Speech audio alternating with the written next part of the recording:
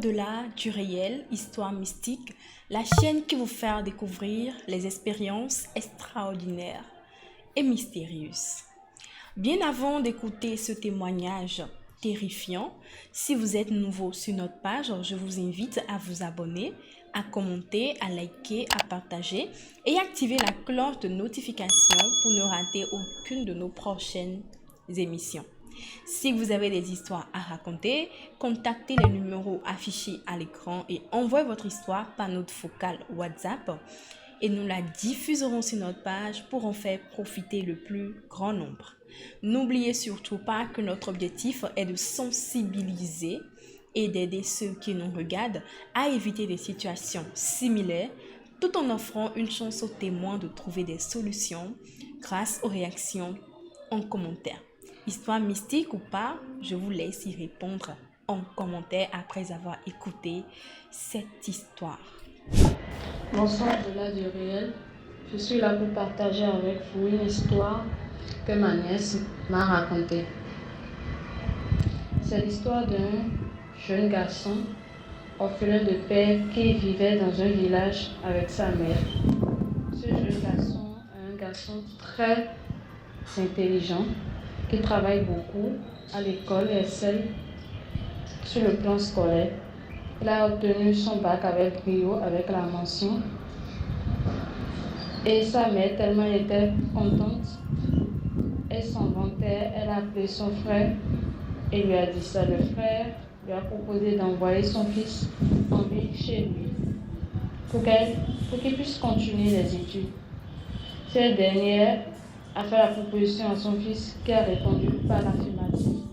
Et ils ont fait un retour à l'oncle qui a envoyé les frais de transport et le garçon s'est rendu en ville.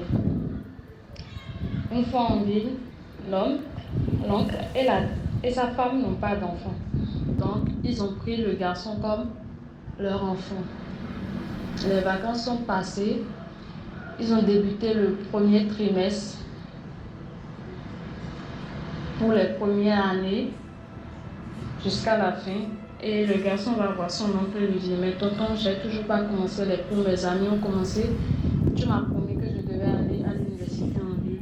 Donc le rassure et lui dit: ne t'inquiète pas. Je suis en train de chercher pour toi une très bonne école où tu pourras aller et continuer après les études en Europe. Et dans cette même attente, le deuxième trimestre est passé et toujours pas de nouvelles. Un soir, le garçon était tellement remonté qu'il est sorti avec ses amis, des amis qui s'est fait qu'elle est venue en ville. Il est rentré très tard, l'oncle était très fâché, il lui a fait des remontrances. Le garçon s'est excusé qu'il ne refera plus ça dorénavant. Le lendemain des fêtes,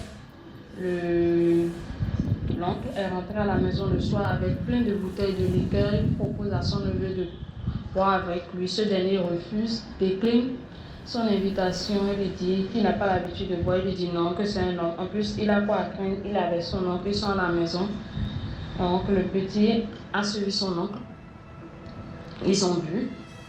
Et il s'est juste souvenu qu'il était sourd. Le lendemain matin, il se réveille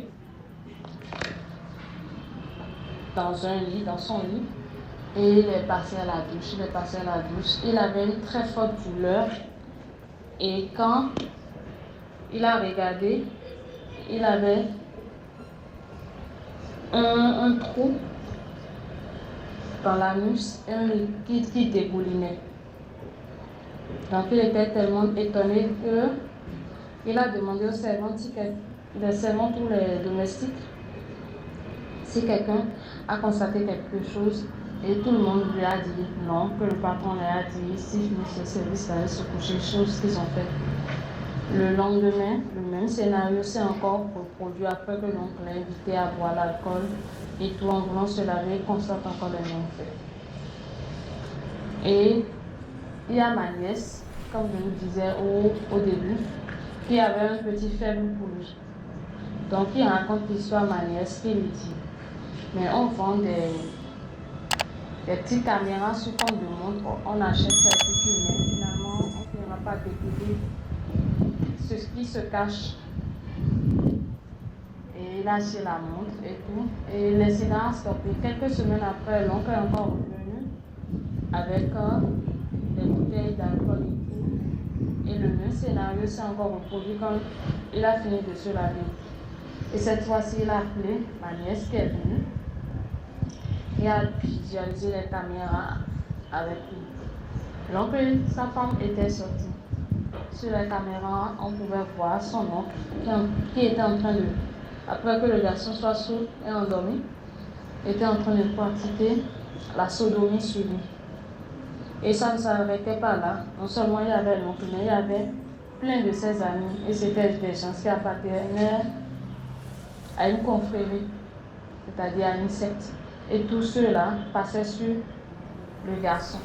Et il y avait la femme de l'oncle qui observait la scène, qui était en complicité avec son mari.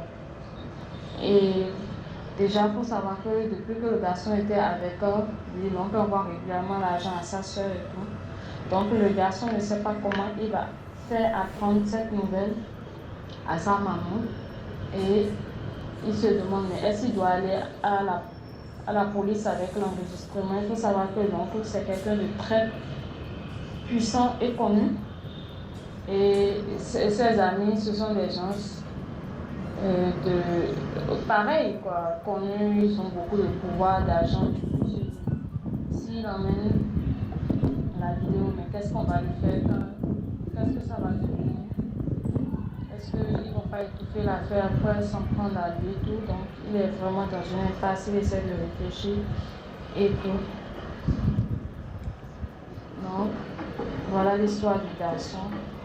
Vos conseils, suggestions et tous seront les bienvenus pour que on puisse l'aider à trouver une solution. Merci. Quel est votre avis sur cette histoire? Nous sommes donc à la fin. Si vous l'avez trouvée intéressante, laissez en commentaire vos conseils et vos suggestions. Surtout, n'oubliez pas de liker et de partager. Merci de nous avoir suivis. À très bientôt et portez-vous bien.